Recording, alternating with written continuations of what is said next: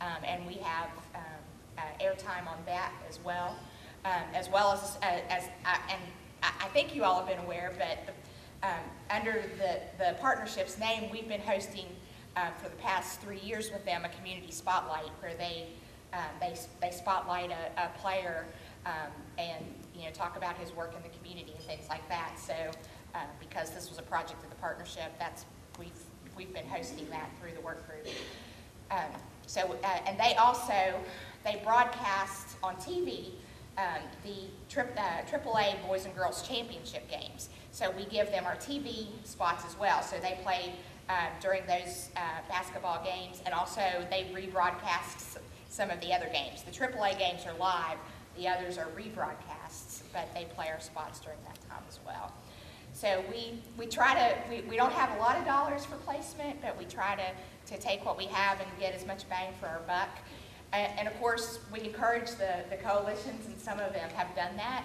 I think in Randolph County one year you took some of the spots and put them on the TV or the movie theater screens, which I didn't, until they did that, I didn't know that was available. So we did that one year with Marquee Cinemas before we got into working with the CW. So that's where they'll be played, and we hope that the students see them and parents see them, and that they make a difference. Stephanie, if I could get a copy of the DVD, we do various shows out of the extension program. We could tag those in, because they're all done at the Library Network, so we can tag in PSAs in the middle of those shows. We can tag those in. Oh, absolutely, absolutely. And actually, I forgot about we do give them to because we have the Prevention West Virginia show, and Michelle always gives them to that. But if you're willing to have them aired during your show as well, that would be terrific. I would also like to compliment you. I guess what you were saying, I expected really amateurish, and I thought the production value on those was actually pretty high. The only slightly negative comment I have is in the first video, your middle school out of Charlestown, they said accidents, automobile accidents or car accidents. Yeah. Be careful of that language, because it's not an accident, it's a crash. I caught that in one filming, but I missed it in that one. It's not an accident, it's a crash. It's a crash. If you're drinking and driving and getting behind a wheel, it's not an accident that you crash. And the fourth video got it right. They said crash when they said it. But that's the one I caught it in. I missed it in the first one. So I'll make a note of that, definitely. Any other comments, questions? Anything else for Stephanie? All right. If not, thanks, Stephanie. Thanks. Super job. Those were great. Those were great. they were very good. All right. Now, Rebecca, Region 3 County Prevention Partnership update. I have a few counties. In your packet is the Region 3 Liaison Report. For Barber County finished off the school year, and they reached an overwhelming average of 550 kids per month for their Too Good for Drugs and Violence program through their school systems. They've also hosted the regional teen retreat at Audis and Broadus College, and we had 30 youth that attended that worked on PowerPoint presentations, different skits, how to write skits, how to produce those. And they also applied for and received the Prescription Drug Forum grants. Randolph County also applied for the prescription drug grant and received it, and has started on their forums and has their drug summit scheduled for September 16th. They have actually, we're very fortunate to be able to partner with our Randolph County Board of Education. The superintendent came to us and asked us what we would like to do in the school system this year, asked us to present it to the board, and has agreed to do the Pride surveys, 6th grade through 12th, with all the students this year, which is the first time I think it's ever happened in Randolph County to do that, to give us that. We also worked with Randolph County Commission and received an underage drinking grant through Criminal Justice Service this year. Tucker County is currently compiling their pre and post data for their Too Good for Drugs and Violence curriculum. They received the Prescription Drug Community Forum grant as well. And they are also trying to work in their substance abuse and violence abuse prevention education through other programs. And an example of that is through their Parents as Teachers program.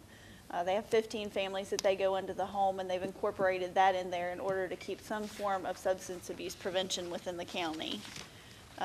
Morgan County has created a prescription drug abuse task force. They are also preparing for their next prescription drug take-back event, which will be held in the fall. And they have also designed a software based on a driving simulator for a computer that simulates the actual driving. And if you wear the drunk goggles, you're actually driving drunk with them. So they'll be implementing that. Preston County was awarded the prescription drug forum grant. Pendleton County has plans and is currently working on the 2011 DFC grant cycle, making sure they have their 12 sectors. They've identified their focus as alcohol abuse, both underage and adult, as well as tobacco use. Berkeley County, they have a behavioral health work group, and they have successfully finished a resource guide for mental and behavioral health through the entire Eastern Panhandle that will be distributed to help providers and different area citizens with assistance that they need in those topics. And Jefferson County received a JAG grant and an underage drinking grant through criminal justice. And they're currently doing underage alcohol stings with their local police and working on placemats of some sort to put in prevention information in them to get that information out to the communities. And Taylor County has partnered with several area businesses to do some fun day activities to keep their teens engaged in something through the summer that will also provide them a basis to work with the youth once they get back into school. The activities include swimming, bowling, arts and crafts, and different things that are available within the town of Grafton for those kids. And that is all we have. All right, any questions?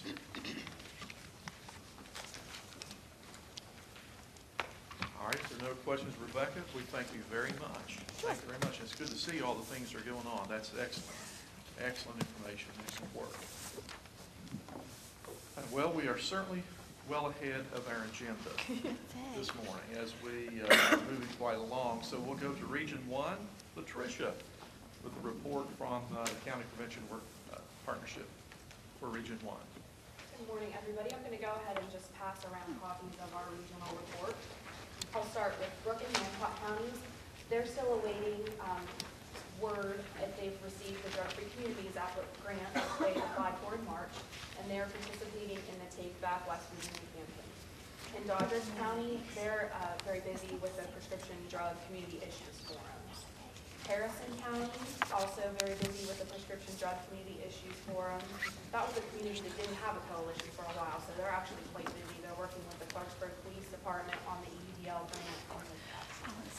Marion County, again, they're conducting the community issues forum as part of the prescription drug community issues forum. In Marshall County, we recently completed our alcohol shoulder tap project. This was the first year we've done that. Previously, we've done the compliance checks. I'm happy to report only 8 individuals out of 129 total offered to purchase alcohol for use. I'm very pleased. We received really good press coverage about the shoulder tap and also about the previous year's compliance checks. I don't know if y'all recall, but the first year we've done compliance checks, we were 93.8% non-compliant.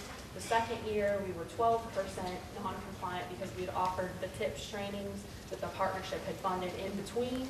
And so we continue to do our CMCA one-on-ones. We recognize that we've kind of gotten a handle on our retail problem to some extent, but we still had a social access problem, so we conducted the shoulder taps, and local media picked up on that. We also had a very nice editorial in the News News Register.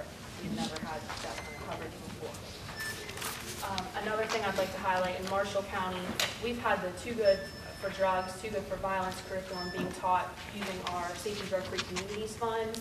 We've worked with the school system. They're going to sustain that program now that that grant program no longer exists.